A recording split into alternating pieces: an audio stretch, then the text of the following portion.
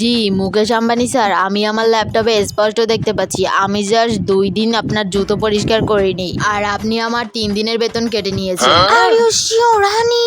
Yes আমি sure sir, আমি আমার ল্যাপটপে স্পষ্ট দেখতে পাচ্ছি। হ্যাঁ मैं भूल गया তোমার প্রতিদিনের স্যালারি কত, আমাকে যদি দয়া করে একটু জানিয়ে। 3,04,00,000। आप মনে पड़ सकता है হানি? আচ্ছা স্যার, তাহলে আমাকে আমার স্যালারিটা পাঠিয়ে দিন। ওকে আমি এক্ষুনি পাঠিয়ে দিচ্ছি। কলে থাকলে হানি হানি করো না প্লিজ, বলো কি হয়েছে? কি হয়েছে, কেন লজ্জা পাও নাকি? এজন্য না ডার্লিং, ভুল বুঝো না, অ্যাটলিস্ট মুকেশ আম্বানির সামনে এসব করো না, বুঝলে?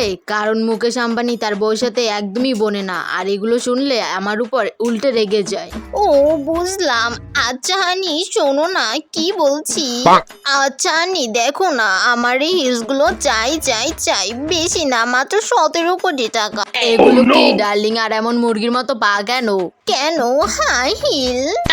হোয়াট সিরিয়াসলি, এগুলো কি ফ্যাশন মানায়? হ্যাঁ এগুলোই ফ্যাশন, টাকা দাও। তোমার বয়স তো 38 হয়েছে, এগুলো পড়তে তোমার লজ্জা লাগে না? ও না না, আমি এগুলোর পিছে কোনো টাকা ইনভেস্ট করতে পারবো না। তোমার মতো হাজবেন্ড যেন কারণ না হয়, কারণ এমন হাজবেন্ড তো অনলি আমি ডিজার্ভ করি। দাও হানি।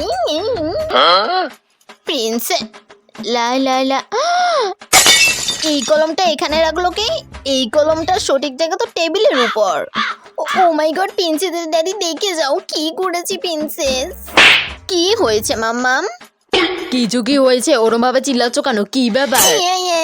প্রিন্সেস ওই কলমটা খাটের উপর থেকে তুলে টেবিলের উপর রাখলো, আমার চোখ থেকে তো অশ্রু ঝরে পড়ছে।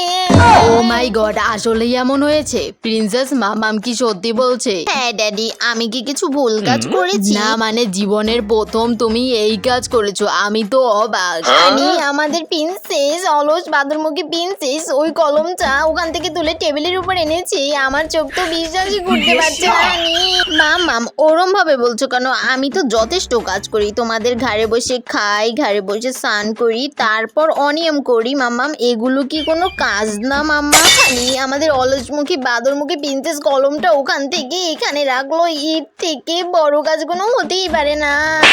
আমাদের এই বিষয়টা সেলিব্রেট করে পার্টি রাখা উচিত। কি যে ঢং শুরু করো না তুমি, শুধুমাত্র আমার শ্রাদ্ধ আর কিছুই না।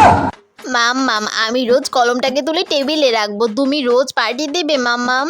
হ্যাঁ তো সোনামা অবশ্যই দেবো দেবো দেবো, তুমি একটু পরেই দেখো, দেবো 100% দেবো সোনামা, সত্যি দেবো।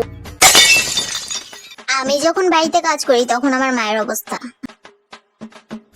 মা গো মা, সারা বাড়ি সুরা দিতে দিতে আমার মাথাটাই ধরে গেছে। ওরে গৃহবাসী খোলদার খোল লাগলো যে সারা বাড়ি সুরা দিছি আর মা আমার দিকে চাইলোই না। সুপারিটাও বসা পড়ছে। মা গো মা, ঘর মুছাটাও কম কথা না। শর্তাটা কই রাখলাম? ও এই ঘরে, দূর আবার যাই আনন লাগবো। কি যে রানমু দূর মনেই পড়তাছে না। ও পনিরের মালাইকারি রানমু। মা মা কি রানবা? কি রানবা মা? রানলে দেখিস। ক্লান্ত হয়ে গেছে কেম বাড়ির এত কাজ করতে। ফাইনালি আমি এখন একটু মোবাইল টিপবো। বাবারে আমি ওই না হাত পুইরা পুইরা তোর লাগিয়া পিন্ডি সিদ্ধ করতাছি, আর তুই এনে ভাইয়া মোবাইল টিপো। মা আমি তো মাত্র কাম নাই কাজ নাই, সারাদিন খালি মোবাইল মোবাইল মোবাইল মোবাইল টিপতে তো ভালোই পারো। হ্যাঁ মা আমি তো এইমাত্র মোবাইল হাতে লইলাম, একবার গিয়ে স্যানে গরম ভাত সিদ্ধ করে দেখ কেমন লাগে, দেখ। কোনো কাম কাজ করো না, মাই যেদিন মরবে ওই দিন বুঝবি কোন জন্মের পাপের ফল যে পাইতেছি।